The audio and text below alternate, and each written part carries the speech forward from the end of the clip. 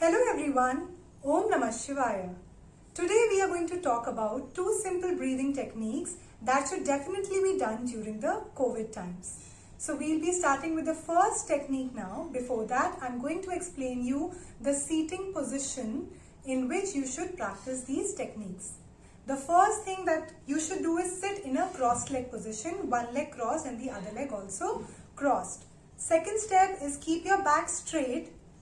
And if you cannot keep your back straight without using a wall, you can use a wall support or you can use a cushion and place it below your bum area so that you can sit straight in a cross-leg position. Third thing is your mudra of the hands, which is chin mudra. So the first tip of the first finger and the thumb, the tips are touching each other and they are slowly resting on the knees. This is the sitting position in which you start the Kapalabhati technique. Now, how to do this technique? The first thing to make sure that we are sitting with our back completely straight and aligned is we take a deep breath in, we roll our shoulders back, and as we exhale, we make sure that we are sitting with the back completely straight and aligned in the right position. Now, we'll be starting with the Kapalabhati, in which the focus is on active exhalation and passive inhalation. That means when I do Kapalabhati practice, I only have to focus on the exhalation which happens through my nose area. So the entire focus is in this area. When I exhale, I do and the stomach goes in on its own. So my focus is that I exhale consciously and actively, and as a result of my exhaling, the stomach goes in, out on its own. The focus is only on exhaling through the nose area, right? So when I do and say 1, 2, 1, 2, 1 means your active exhalation and 2 means your passive inhalation. That means between two exhalations, the inhalation will happen on its own. It goes like 1, 2, 1, 2, 1, 2, 1, 2. That means on every one I am exhaling through my nose, and on 2 the inhalation happens on its own. So my focus is only on the exhale.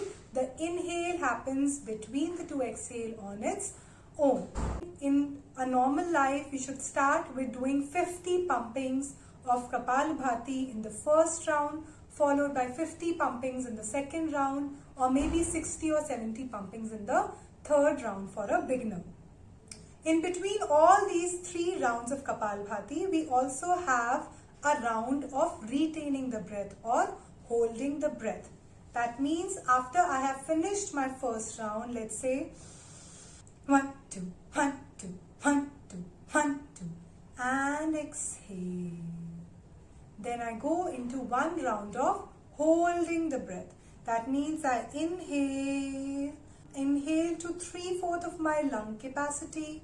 I hold the breath, close my eyes and focus my attention in between the eyebrows at the Ajna chakra, and I stay there for a good 30 seconds, holding my breath, keeping my body steady and mind stable.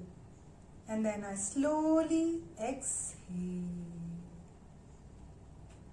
Followed by this, I go into the second round of pumpings of 50 pumpings. After that, again I go into a round of holding the breath or retaining the breath for 30 seconds. Then for the third round, I increase my pumpings to 60 to 70 pumpings, and then I go back to doing the last round of retention of 30 to 45 seconds depending upon how much I can hold my breath comfortably. When you practice Kapalabhati Kriya, you have to make sure that you are not using your upper body to do the exhalations. You should not do the exhalations like 1, 2, 1, 2, 1, 2, but only actively engage your nostril area to do the Kapalabhati technique. Also, if you have high BP or any heart issues, the exhalation has to be done in a little less intense manner as compared to a normal yoga practitioner. Now we move on to the second breathing technique, pranayam, known as Anuloma Viloma Pranayam or alternate nostril breathing. In this, the first thing is the sitting position. I am sitting cross-legged. Second thing, keeping my back straight, shoulders rolled back. And the third thing is my mudra. The right hand is in Vishnu Mudra. The first two fingers are curled in. The last two fingers are open and the thumb is open. And I place it on the right knee. The left hand is in again Chinna Mudra. The first finger and the thumb, the tips are touching, and I place it on the left knee. Now it starts when I do an inhale with both the nostrils. Now for the exhale, I place the right thumb on the right nostril and I start with exhaling through my left nostril. I exhale through the left. Now I inhale through the left nostril. Use the last two fingers to close the nostrils and hold the breath, and open the thumb to exhale through the right nostril. Again, I inhale through the right nostril, close the thumb, hold the breath, exhale through the left nostril. This is one round of Anuloma Viloma Pranayam. Again, for the second round, inhale through left, hold the breath, exhale through right, inhale through right, hold the breath, exhale through left, and so on. And the ratio for beginners for doing inhaling, retaining the breath, followed by exhaling is in the ratio of 1:2:2. That means if I inhale for 3 counts, I will hold the breath for 3 into 2, 6 counts, and I will exhale for 3 into 2, 6 counts. For intermediate or advanced practitioners, the ratio for inhaling, retaining the breath and exhaling is 1:4:2.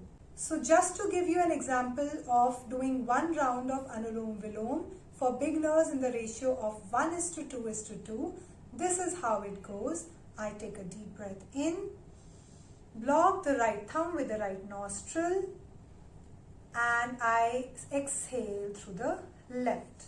Now I inhale through the left on 1, on 2, on 3. I hold the breath on 1, on 2, on 3, on 4, on 5, on 6. I exhale through the right on 1, on 2, on 3, on 4, on 5, on 6.